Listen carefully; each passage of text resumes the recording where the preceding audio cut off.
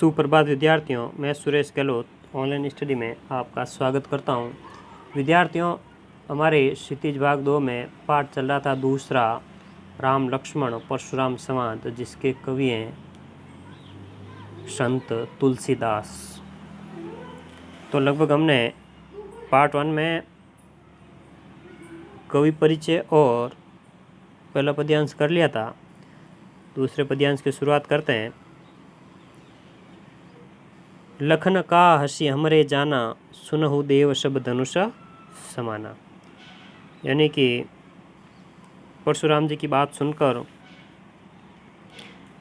लक्ष्मण जी कह रहे हैं, लक्ष्मण जी ने हंसकर कहा, हे देव, हमारी समझ में तो सभी धनुष एक समान ही हैं।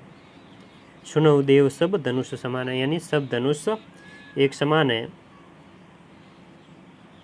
का छति लाभ जून धनु तोरे, देखा राम नयन के बोरे। क्षति यानी हानि और लाभु यानी लाभ, जून यानी पुराना।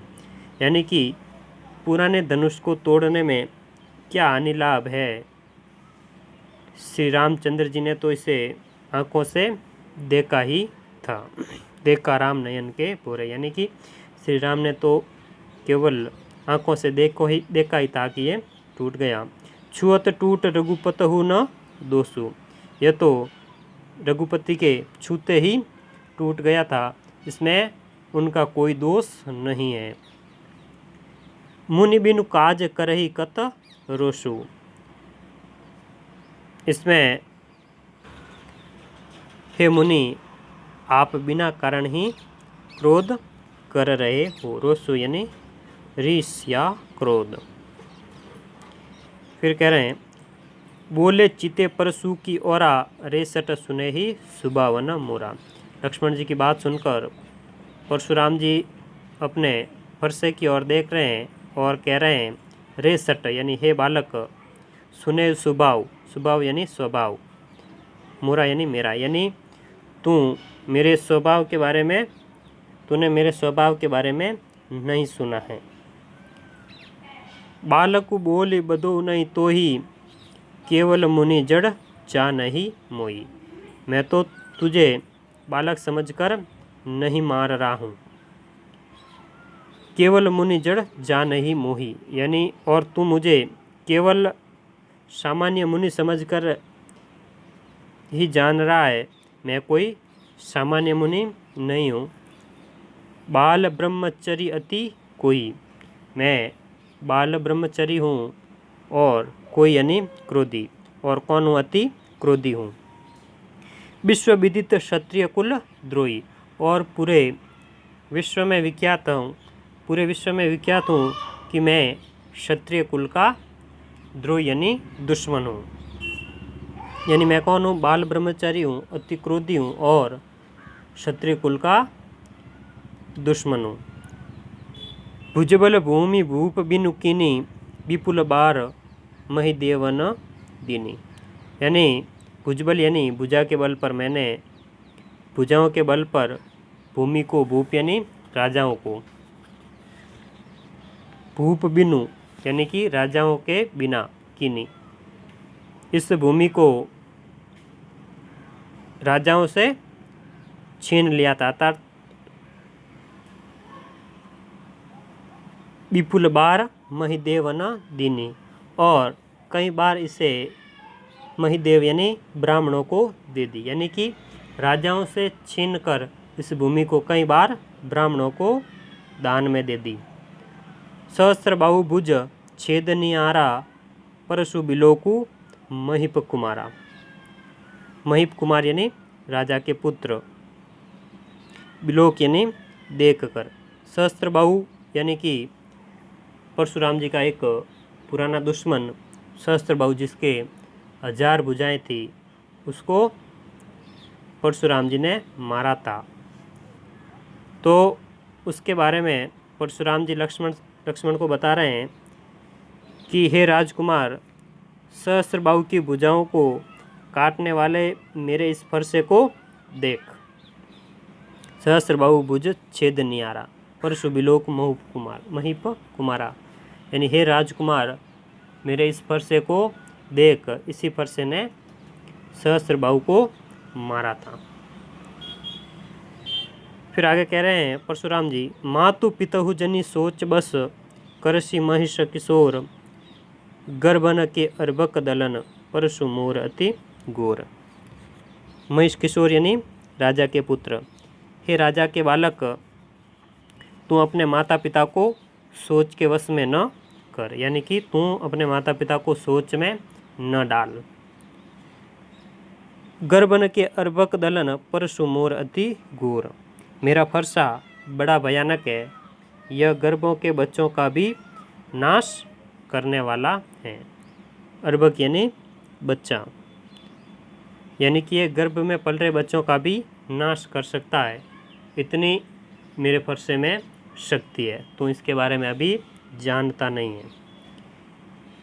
तो परशुराम जी की बात सुनकर लक्ष्मण जी हंसते हुए कह रहे हैं, बियसी लखनु बोले मृदुबानी, अहो मुनिषु महाबट मानी। लक्ष्मण जी हंसकर कोमल वाणी से बोले, अहो मुनिवर, आप अपने को बड़ा भारी योद्धा समझते हैं। महाभट यानी भारी योद्धा। पुनि पुनि मोहि देखाव कुटारू, चहत उड़ावन फूकी पहारू। पुनि पुनि यानी बार बार, और कुटारू यानी कुलाड़ी, उड़ावन यानी उड़ाना, फूकी पहारू यानी फूंक मारकर पहाड़ उड़ाना चाहते हैं। लक्ष्मण जी कह रहे हैं कि तुम मुझे बार बार कुल्हाड़ी दिखा रहे हैं और ऐसा लग रहा है जैसे फूंक मारकर पहाड़ उड़ाना चाह रहे हो। फिर आगे कह रहे हैं, इया कुमड़ बतिया को नहीं, जे तर्जनी देखी मरी जाई। लक्ष्मण जी कह रहे हैं कि मैं कोई कुमड़े की बत्तियाँ नहीं जो तर्जनी अंगुली को देखते ही मर जाऊं। यानी कुमड़ बत्तियाँ यानी एक छोटा फल होता है जो जिसके अंगुली लगाते ही वह मुरझा जाता है, टूट जाता है। तो लक्ष्मण जी कह रहे हैं कि मैं कोई कुमड़े की बत्तियाँ नहीं हूँ जो मुझे आप इतना हल्के में ले रहे हैं। फिर आगे कह रहे हैं, देखी कुटारू शरासन बाना, मैं कचुकाह सहित अभिमाना। लक्ष्मण जी कह रहे हैं, कुठार यानी कुलाड़ी और धनुष बाण देख खरी मैंने कुछ अभिमान सहित कहा था।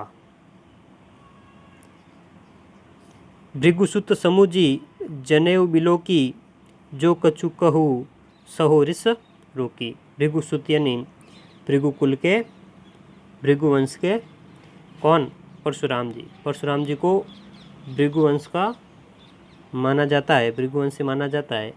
वो कह रहे हैं, लक्ष्मण जी कह रहे हैं कि मैं आपको भृगुवंशी समझता हूँ और आपके जनेऊ देख कर, बिलोक यानी देख कर, जो कछु कहूँ सहो रिस रोकी, और ये सब देख कर ही मैंने अपनी रिस यानी क्रोध को रोका हुआ है। यानी एक तो आप भृगुवंशी है यानी ब्राह्मण है, और दूसरे को आपकी जो है जनेऊ देख कर ही मैंने अपनी रिस क्रोध रोका हुआ है। सुर महिसुर हरिजन अरुगाई, हमरे कुल इन पर न सुराई। सुर यानी देवता, महिसुर यानी ब्राह्मण, हरिजन यानी भगवान के भक्त, गाय यानी गाय। लक्ष्मण कह रहे हैं कि इन चार पर हम लोग अपनी शक्ति नहीं दिखाते। किन किन पर? एक तो देवता पर, और दूसरा महेश्वर यानी ब्राह्मण, और तीसरा हरिजन यानी भगवान के भक्त, और चौथा गाय। हमारे कुल इन पर न सुराई, हमारे कुल में इन पर वीरता नहीं दिखाई जाती है। क्यों नहीं दिखाई जाती? आगे कहा है, बंधे पाप अपकीर्ति हारे, यानी कि इनको मारने से पाप लगता है और हार जाने पर अपकीर्ति होती है। मारा तो पाप पर ही तुम्हारे, इसलिए आप आप मारोगे तो भी हम तो आपके पैरों में ही पड़ेंगे। फिर कहा है, कोटि कुलिस सम बचुन तुम्हारा, व्यर्थ धरऊ धनु बाण कुठारा। लक्ष्मण जी व्यंग्य करते हुए परशुराम जी से कह रहे हैं कि कोटि कुलिस सम वचन तुम्हारा, कोटि यानी करोड़ों, और कुलिस यानी वज्र, यानी कि आपका एक एक वचन ही करोड़ों वज्रों के समान है। आपने धनुष बाण और कुठार तो व्यर्थ ही धारण किए हुए हैं, यानी कि आपको धनुष बाण और कुठार धारण करने की आवश्यकता ही नहीं है, क्योंकि आपके वचन ही किस प्रकार हैं, करोड़ों वज्रों के समान है। फिर आगे कहा है, जो बिलो की अनुचित कहेऊँ क्षमऊ महामुनि, धीर सुनि सरोष भृगुवंश, सुनि सरोष भृगु बंसमणि बोले गिरा गंभीर। लक्ष्मण जी कह रहे हैं कि इन्हें देखकर मैंने कुछ अनुचित कहा हो तो उसे हे धीर महामुनि क्षमा कीजिए। यह सुनकर भृगुवंश मुनि परशुराम जी क्रोध के साथ गंभीर वाणी में बोले। सुनि सरोष भृगुवंश मुनि बोले गिरा गंभीर, यानी लक्ष्मण जी की बात सुनकर भृगुवंशी परशुराम जी गंभीर होकर गुस्से के साथ बोले। तो अगला पद्यांश हम अगले वीडियो में करेंगे। तब तक के लिए धन्यवाद, और आशा करता हूँ आपको व्याख्या ज़रूर पसंद आई होगी। जाते जाते हमारे वीडियो को लाइक ज़रूर करें और कमेंट करना न भूलें। Thank you once again. जय श्री राम।